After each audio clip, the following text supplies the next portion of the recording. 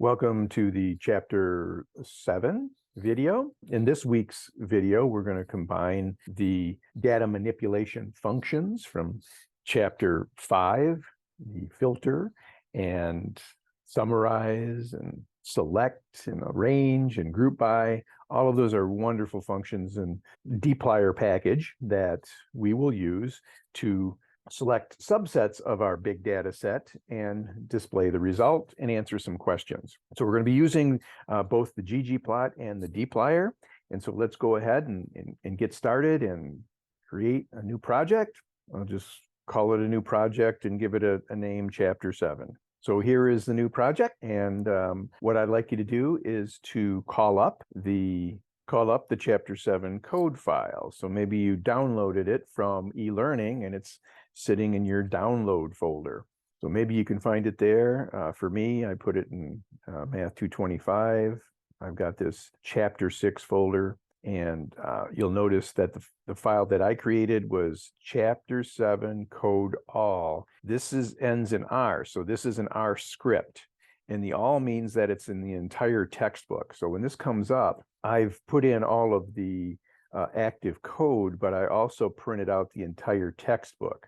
So you can go and read the textbook and the exercises, and you can practice your code right in this document. So all of the code segments from the textbook are active. And so you can come in here and do each one of them. Of course, I have to go do this whole thing in order so that we load the appropriate packages. So I am going to go ahead and zoom in a little bit, a couple times, so that you can better see this code on the screen. You'll notice that some of the text goes off the screen. So I'm just going to come in here and make sure that it wraps around so I can see it all. I will reduce the size of the environments window and the output window so you can see more of this, and then maybe enlarge the console window a little bit. Okay, so let's go into Chapter 7. One of the things we're going to be using almost always, and when you start a new package, you always want to install tidyverse. Tidyverse is the package that has ggplot, dplyr, tibble, and various other ones.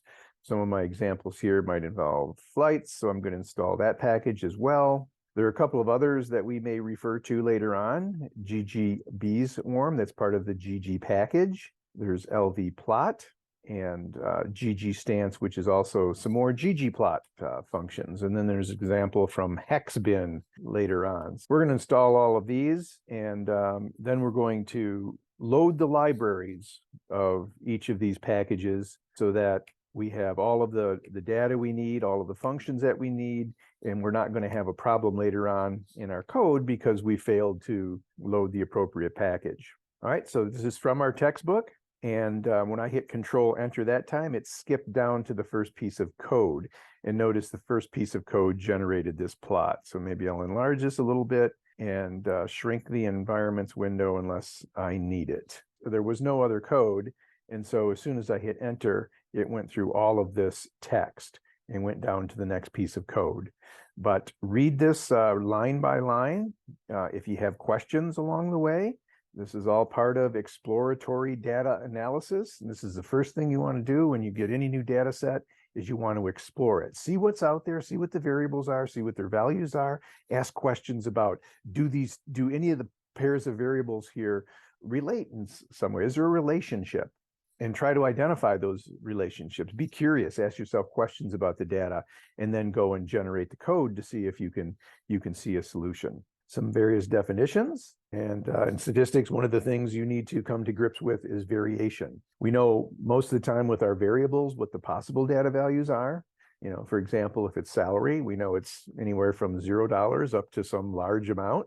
We just don't know that on any one individual who happens to work and have a salary, what their salary would be. So it's a random variable, and the values of that variable will vary. So we're going to be visualizing these distributions. We'll be organizing them first and putting them in tables. Later on, end up with some more sophisticated graphs that use many of the dplyr functions. So in this one here, notice that primarily this one here does not use a pipe, but this one does. I will almost exclusively be going with pipes And unfortunately, pipes weren't around when ggplot was created, so we don't have, for ggplot, whenever we use that package, we have to use the plus signs at the end instead of the pipes. So we define, in this first example, we're going to go look at the diamonds. That library has been loaded, and we're just going to do the counts of cut. So of all the levels of cut.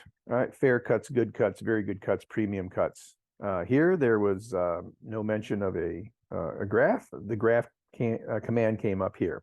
So you can see that from fair, good, very good, this is a power 2 graph. The bars are in increasing order, and you can see that the frequencies as well are in increasing order down here. Now, when you have a continuous variable like the caret size, then you may want to use a histogram instead of a bar graph. Both involve bars, but the histogram has a continuous scale down here instead of categories. That's the biggest difference. You can see we have frequencies up here, and this command right there is the bin width. That's the width of each bar. So each bar has a width of a half. In this case, a half a caret. Another popular graph that we use for numerical data is a boxplot. So in this one, we're going to arrange a table, and we're going to determine, it's going to be of the diamonds data, and we're going to count. So this is frequencies, the number of times each one of these particular caret sizes occurs.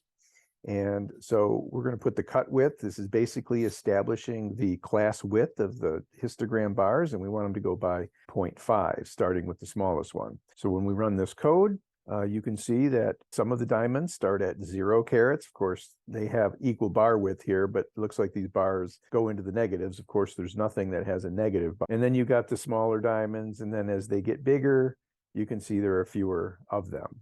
And the biggest diamond we have is in the 4.75 to 5.25 range. So that count, it works well with the histogram, because then you can see the frequencies, the individual frequencies of the cut sizes. Okay, in this next one, the count function itself is a function in the dplyr package. So when you have a question mark in front of it, you can go investigate, what the meaning of that is. So here you see the count function. It's part of the dplyr package. And generally what they're going to have is code segments down here and definition of how it would be used in various contexts. So the question mark with a function, if you think that function could work, you could do it here. And then the other one that we saw up in the code above was cut width, and that is a function from the ggplot package. So let's go get some information about that one. And here you can see what it does. And we talked about it in terms of cutting up a numerical scale into equal chunks, and we call those bins. All right, so information about histograms.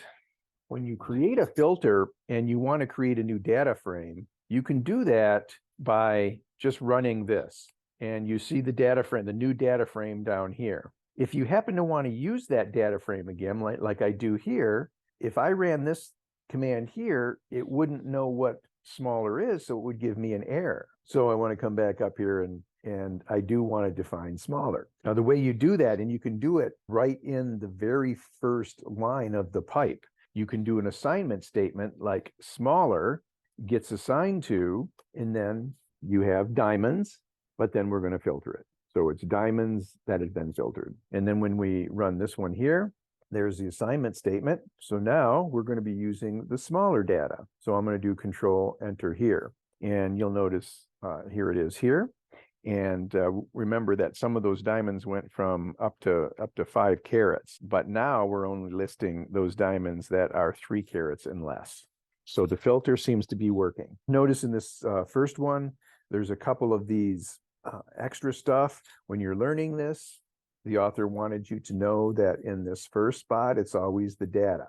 So this says data equals. And then after that, you can have these aesthetics. But these two pieces that come before, at first we start putting them in there. What's the data? What are the mappings? And but we really don't need those, because you can see if we just take out the data equals and the mapping equals, this one here, we get the same graph.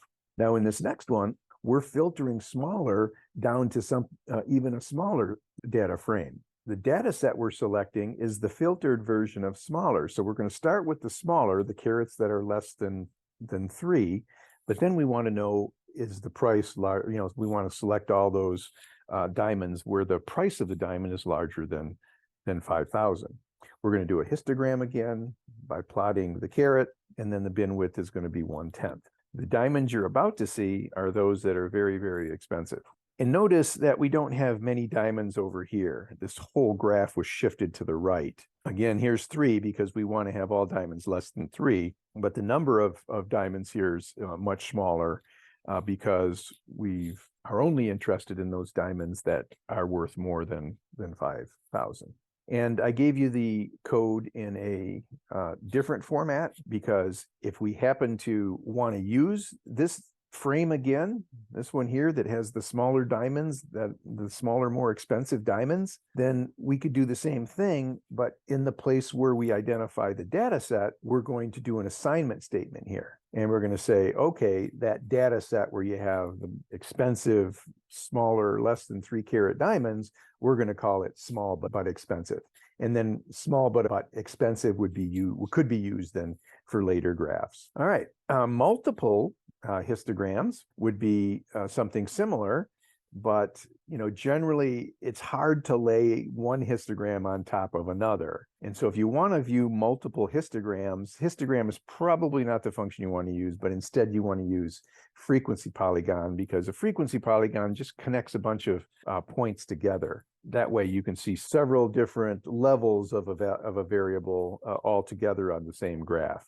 All right, so let's graph this multiple frequency and see how we can see individual levels.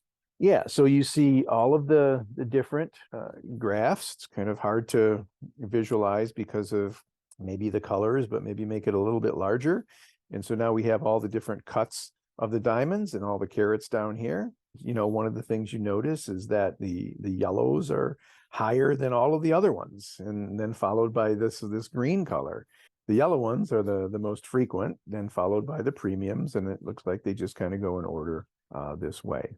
Another thing that you can notice is that once you get out into the the 2 carat ranges and the 3 carat ranges, the number of diamonds of that kind dramatically decreases, and that's for all the different cut values. When you look at the frequencies, it looks like maybe the 1/2 carat diamonds are the most popular, or the 1 carat diamonds, or the 0.75s. So as you generate some of these graphs, ask some of these questions. Are the observations within each cluster similar to each other? Or are there some wide differences that you can observe? How might you describe those? Is there some meaning for that? Is there anything misleading about what you observe? Okay, so we're going to switch data sets here, and we're going to go into faithful. So if you want to know something about the faithful data set, just type in the question mark and then faithful. It'll come up, and then you can run that code and see all the information about faithful. So here it is. It'll also, if we extend this one here, faithful, I think if you remember from above, was in our data sets. So if I come over here to data sets, and you'll actually see it in the list. If it's a long list, then you can start typing over here faithful, and it'll come up, and you can select it, and you'll notice that this particular data set has only 2 different columns, and they are the eruptions. This is the Old Faithful geyser over in Yellowstone National Park in Wyoming, and they have this geyser over there called Old Faithful. So the eruptions would be the time that the geyser is actually spewing the water, the time of the eruption, and that's in minutes. So this first one lasted for 3.6 minutes, spewing water in the air, and then it stopped. And then we waited for 79 minutes, and then it erupted again. And the next time it erupted for a total of 1.8 minutes, and then we had to wait for 54 minutes for the next one. And this continues over and over again. So that's all there is to this particular data set, just 2 variables. All right, so let's take a look. We've got a histogram, bin widths of 0.25, and there's 272 eruptions in this data. You can see we are defining it as the faithful data set, and then we're just going to do a histogram of the eruptions with the bin width. And there you see it. There's your histogram. Interesting pattern to it. You've got a collection of eruptions minutes over here. This is how many there are. And then you got not a whole lot in the 3-minute range eruption. So that's kind of an interesting situation here. And then you've got this whole group of longer eruptions. These visualizations, that not only are they going to be used to display the relationships in the data, they will also be used to find missing values, outliers, extreme data values. In this next group of code, we're going to draw a graph using the diamonds data. The graph that we're interested in is a histogram, and the aesthetic here is that x, because it's a single variable that we can plot, and x is equal to y. Now you remember y is, and you can see that y is this here, and I think it's the length, width, and depth of the diamond. So it's like the width of the diamond. Now the width of the diamond can't be 0 because then you have, no diamond. And so let's take a look at this y variable, which is one dimension of the diamond. All right, so there you have it. And I'm going to enlarge it so we can see some things. Okay, so one of the strategies we might have to identify outliers is to use a filter. And we're going to define this new data set called unusual. And it's going to be the diamonds, all the diamonds in the diamond database, but we're going to filter them out. We want the width of the diamond to be less than 3 millimeters, or we want it to be greater than 20. Now, there aren't diamonds greater than 20 in width, I don't think. That's a big diamond. So, but there are some out there, just not many of them. And I don't know if they're in there. And then we're going to list a table that has the price, and then the 3 dimensions x, y, and z, the length, width, and depth of the diamond. And then we're going to order them in ascending order by the y value. So here's our diamonds. You can see that the y value is arranged from lowest to highest. And the first, it looks like, 7 of these all have a width of 0, which means they're not really diamonds. So we're missing the data, apparently, the length, width, and height of this diamond. We do have the price, so we do have some features, but not all the features. So when we observe these unusual data values, missing data or whatever, a lot of times what we'll do is just not use that data in our future analysis. We might filter out those values that we know that are missing. So one of the things we could do is to go ahead and create a new assignment. So let diamonds 2 be the diamonds data set, but we only want those diamonds where the width is between 3 and 20. So what we're doing here is just making the assignment, and we didn't ask it to print out anything, anything like that. If we put parentheses around it and run it again, we actually see the frame being printed down here. We have the y here, as you see all of these. These are certainly between 3 and 20. The problem with this approach is that you could have a data set. I don't think it doesn't happen in this data set, but you could have a data set where just the y is missing. And so you might not want to, filter out the whole record just because the y is missing. Here's an alternative to that previous code. Notice how it's different. Instead of just filtering out, what we're going to do is we're going to add a new column, and the new column is called y, and the new y is going to replace the old y. Or the mutate function, it adds the field y, but it's only going to add it, and we'll get into if then else commands later, but here's just your example of one of them. Basically, it's saying that if you see a diamond that has a y dimension, a depth dimension that is less than 3 or larger than 20, then declare it to be NA. And if it's not in that range, just let it be what it originally was, because it's a legal value. So basically what this does is it adds a new column y that replaces the old column y. And whenever you have a data value that has a y dimension, a width less than 3 or greater than 20, it's just going to throw in NA in that place. So now we have a new data frame. So when we run this one and then print it, display it, now ggplot automatically gets rid of values that are missing. And so it doesn't not draw the graph, but it does tell you that, there's an error. So those 9 rows were were removed in the graph, and those were the same rows where you had X, Y, and Z all equal to 0. Remember that you want to remove all the NAs once they are defined to be NAs, and you can just give the na.rm equals true, and that tells R to remove all of the NAs, or consider the data frame without any NAs. And you can see that the new scatter plot that comes in looks a lot like the other one. And remember, this is a huge set of diamonds, 330 some thousand. So that's why it takes a long time for this scatter plot to come up. Yeah, so in this example, we want to compare the flights that were canceled to those that were not. I mean, it seems like a natural question to ask when you're dealing with flights. And so we mutate, create a few new variables. We want to make sure that we include only the flights that have departure times listed, and ignore all those that don't have a departure time. And then the scheduled hour is, you take the scheduled departure time and look at the integer for that. So if it's 5:17, you want to identify 5, and then the minute would be, it's using modular arithmetic. So the scheduled minute gives you the number of minutes. If the data value was 5:19, then the number of minutes would be 19. And so you'd have scheduled hour 5, scheduled minute 19, and then the scheduled departure time. This is how they convert this into a real number. They take the scheduled hour 5, and then they add that to the scheduled minute, which is, let's say it's 5:20.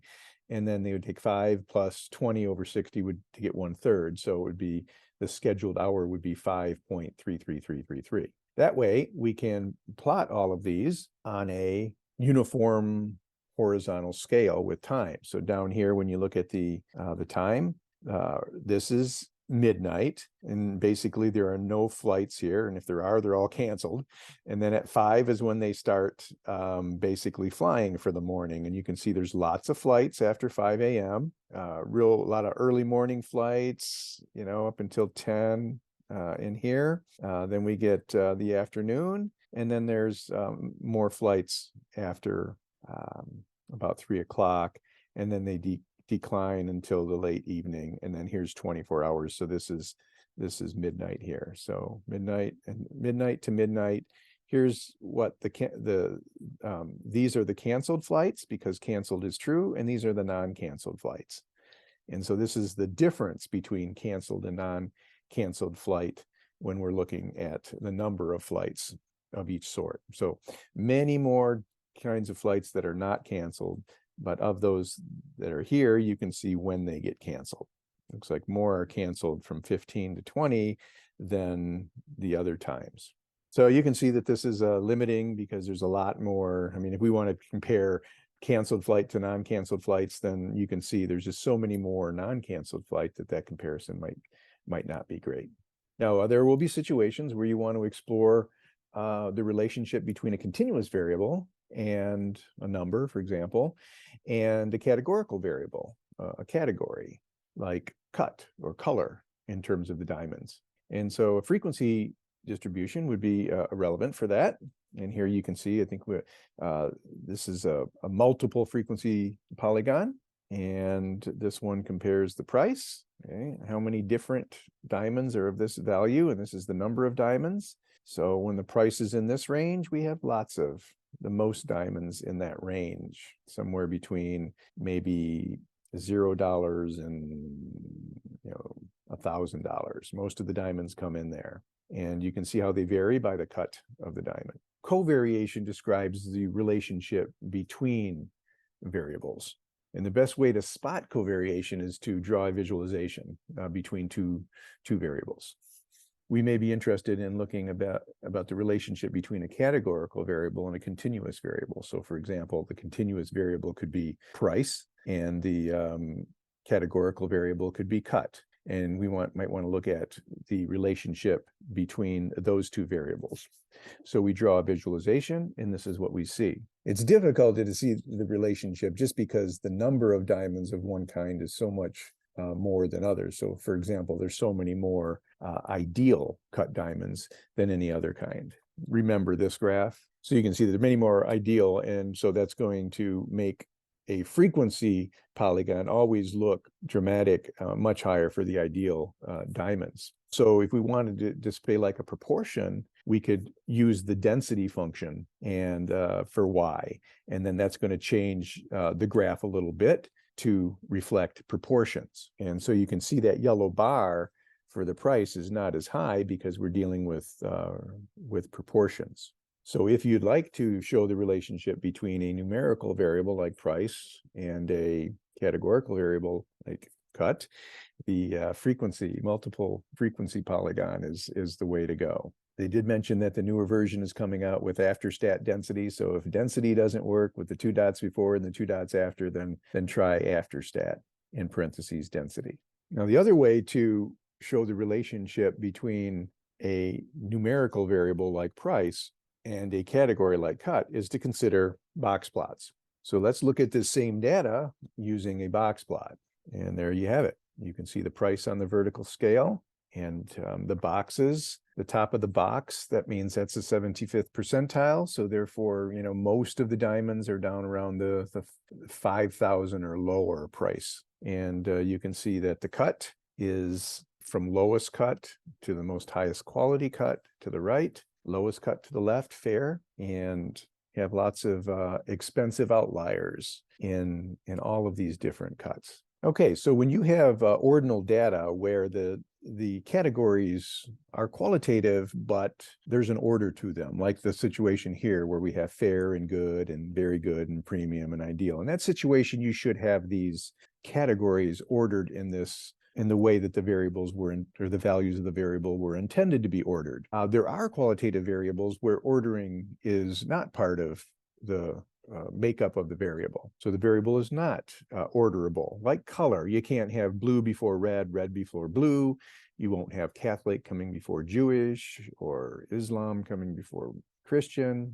There's just no order to them. Male doesn't come before female, female doesn't come before male. So if you do have a preference in the way that you order the different bars, you can use this function called reorder. So to illustrate this, let's go first back to the MPG data. And these were the miles per gallon for each one of these types of vehicles. You can notice that the pickups and the SUVs are the gas guzzlers. So they're lower on the highway mileage scale here. And the subcompacts, the compacts and the midsize are all the cars that have the higher gas mileage. But there is no reason why one class of vehicle should come before the others. So we might have a preference to make the visualization better to order these in some way. And so here is a way to reorder. And notice that the reorder function comes right in the Boxplot layer. So you have ggplot, select your data, and then identify the type of graph, put in the aesthetics. The Boxplot is a single variable, so you define the variable. What do you want? Well, you want class, but you want class reordered, and then you list down all of the different features of the Boxplot that you're interested in. So it's going to order them, and you can see how it's going to order them. It's going to reorder the classes by the highway mileage, and it's going to range them according to median. And we want the Y value to be the highway mileage. So let's see what this happens. Now, if we do order these, the lowest median would be the pickup, followed by the SUV, and then the minivan, and then it kind of goes up. And it looks like maybe one of these two is the highest for the median. The median is the middle of the bar there. So let's take a look. Pickup, SUV, and look at the middle bar. As the middle bar goes up, up, up, and now they're arranged by median, so it makes them easier to determine. And then here you can see these two that look almost identical. Well, it appears that this one has the higher median. If you like your bars coming from horizontally from left to right instead of coming from up to down, remember that you can use the coord flip command, and it does everything else except it flips the coordinate. The X becomes Y and the Y becomes X. All right, so for two categorical variables, probably what you're interested in here is a bar graph. So let's take a look at the diamonds data set, and this is a geom count. So one way to visualize the covariation between two categorical variables is just to do frequencies. All right, so let's take a look at what that does. All right, it is a graph. All right, so this geom count, and basically what it does is it puts a circle at the intersection of the two categorical variables. And the bigger the circle, the higher the frequency. And so you can see like this one here is getting close to the 4,000s. Circles of this size are in the 3,000 frequency, and so on. And so you can see in terms of density, there's fewer kind of up here, and there's a higher frequency down here of the sorts of diamonds that we have. This one's hard to read because we don't actually get the frequency numbers. We can just get ranges. And so it looks like we only have 4 different values of n. The other way to do it would be just to calculate the counts using the count function. And notice this table is going to generate color by cut. So as we look at our table, here's what you see. You have 1, 2, 3, 4, 5 colors linked up with fair, good, very good, premium, ideal. And then you have the color E hooked up with the 5 values of cut. And then you've got all the other F and G and H and I and J different colors of the diamond hooked up. So since you have 7 different colors and you have 5 different cuts, 7 times 5 is 35. So you'll have a table here of size 35. Now, another kind of graph that will illustrate the intensity of the frequencies is a tile graph. And so you can see the arguments that you would put inside the geom tile graph. Again, I'm getting rid of these mapping just to let you know that they're there, but you can reduce your code by getting rid of that. So we're going to select from the diamonds. We're going to count the color and the cut as we did before. And then we're going to put it into a ggplot. Notice that inside the pipe, you have pipe, but for ggplot, we're still using pluses. And if we had another command after here, we'd put a pipe and then the next command down here. So we have declare the diamonds as the data set, calculate the frequencies, all values of color with all values of cut, a graph again with the colors on the x-axis and the cuts on the y-axis. And this is going to be a tile graph. Notice that the fill is equal to the n, which is just the count in each case. And what we're going to do here is create a tile plot. So in the situations where you have a very, very high intensity blue, that means the number of diamonds would be less. And if the colors are lighter, that means that the values over here, there's many more values of this sort. So remember, for the ideal category, that we had many, many more diamonds that were ideal. But as you can see with color in here, very few diamonds that are fair, very few diamonds that are J. And as you go to the higher cuts, there's more of them. As you go from the colors that are lower in the alphabet, you see those as well. Okay, so now we're down to 2 continuous variables. For 2 continuous variables, the plot that we generally want to draw is a scatter plot. And the ggplot function you'll use is geom point. So here's one where we look at the carat size and the price. Just remember that carat, has a certain number of sizes. And a lot of times you got a lot of common, for example, 1 carat diamonds and then 2 carat diamonds and so on. But here's the graph.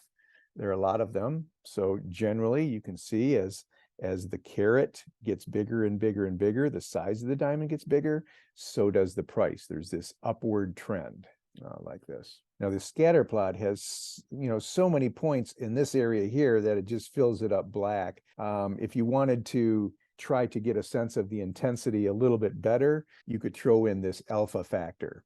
And this alpha factor will throw in a little transparency, and you'll get a better sense of where the points are concentrated and where they're not concentrated. So here is the graph, very high concentration of points in here. And when the points were all black, all of these light ones in here just showed up black. So you couldn't tell where the intensity is. So here is the area where you have most of the diamonds. So if you want an unusual diamond, one that's not like anybody else's, you want to escape this range by having a higher diamond or a carat size that's smaller that costs much. No, you don't want one of these. But so the transparency helps us in identifying the intensity of the points. Okay, so here's another feature of in this, we're looking at scatter plots of two numerical variables, with histogram and frequency polygons. You can identify the bin size.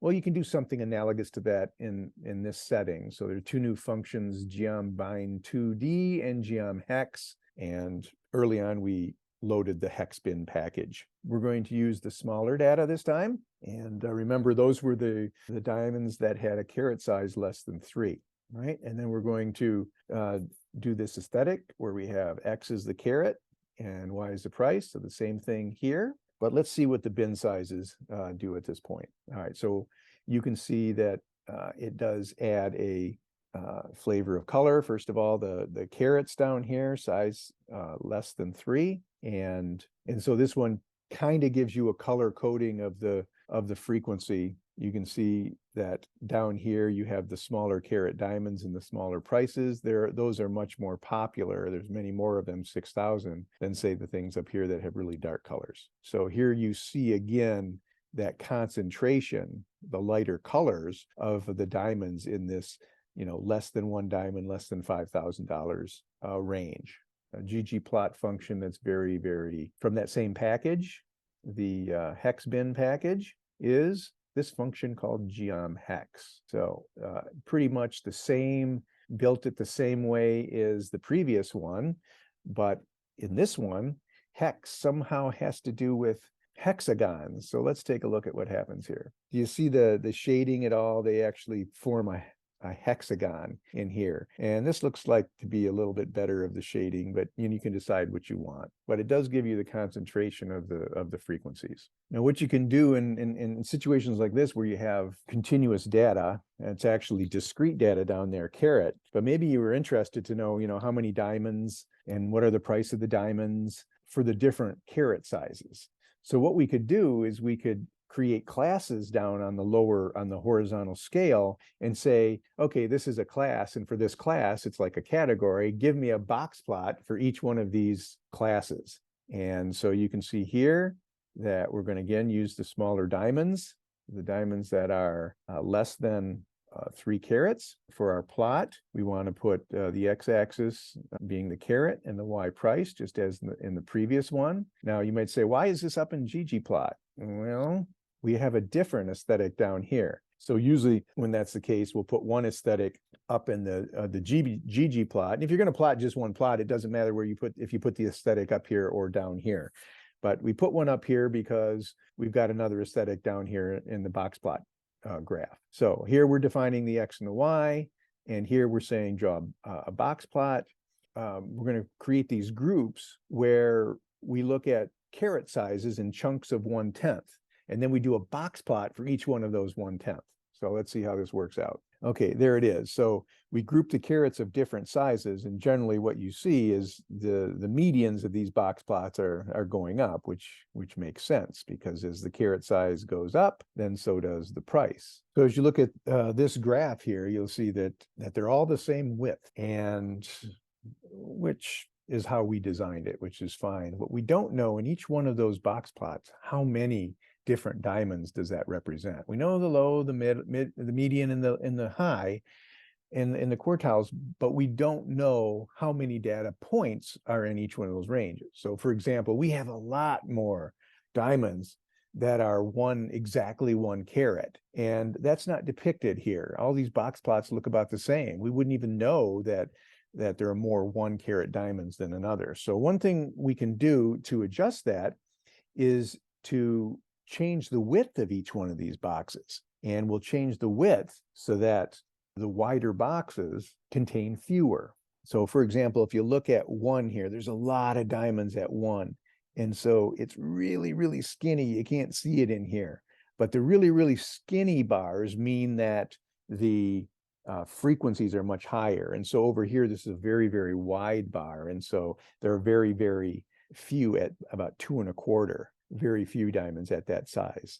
This looks like about 1.6, not as many 1.4s. And you can see over here, there's a lot of them in here. So that's why they're all skinny, very, very, very small. So you have lots of different types of graphs, and the graph you choose depends on whether you want a single variable or more than one variable. You can see we have graphs that can illustrate 3 or more different features of a data set. And so you have to decide, first of all, where do you think the relationships would happen? And then just look at a graph.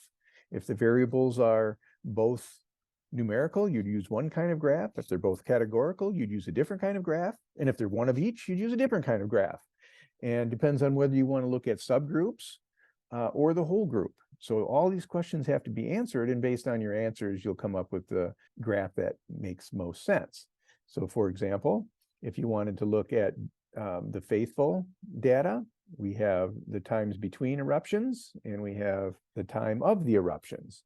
And so if we thought that there was a relationship, longer wait times, for example, are associated with longer eruptions, then this particular graph might show this out. So as we graph it, you can see, yeah, there are a couple of clusters. There's a cluster here and a cluster here. And so this would say that if the eruptions last a shorter amount of time, then you're going to wait a shorter amount of time in order to see the next eruptions. And if the eruptions tend to be very, very long, 4 minutes, 5 minutes even, then your wait to see the next eruption will be longer as well. So without seeing this graph or thinking about it, maybe you wouldn't have seen this relationship. In this next example, we're going to look at a technique that you can use to try to find relationships between 2 variables when some variables are very highly correlated to one another. So we're going to use a modeling command. So we're going to load the library module. Then you'll notice that the next function here is the LM function, and that's linear model. So if you want to read about that, you can see it here, LM, fitting linear models. And so we want basically a line of best fit between the log of price and the log of caret. And the reason we use logarithms is because logarithms makes, very big numbers very small. Because price and caret are so different in size, they're going to take the log of each of those. You could just use the price and the caret, I suppose. And you end this linear model function by specifying the data set here. So I'm going to run that one. Nothing interesting happens because we just made an assignment. And so now we use that new frame mod, which is basically the diamonds, and we're creating a new field, and the new field is called residual, and it's equal to the residuals that we just calculated, where it says add residuals here. All right, again, that was just an assignment, and so that's been done. And so now we're going to draw a scatter plot. We're going to use the new diamonds, the new diamonds frame, the one that was filtered, to add the residuals and mutate this new variable called resid. And the y value then becomes the residual. When we draw this graph here, you can see, you go to the plots, that there it is. This is what the data set looks like after we remove the strong effect for caret and price. And then once we've done that, we can show the relationships in our new data set, the one that was just filtered, and do a box plot. And now look. Okay, so then when we look at the scatter plot between the cut and the residual, this new variable that we just redefined, you can clearly see that, relative to their size, better quality diamonds are more expensive. If you just look at the median here, these are going up like this. So the better the cut, higher the price.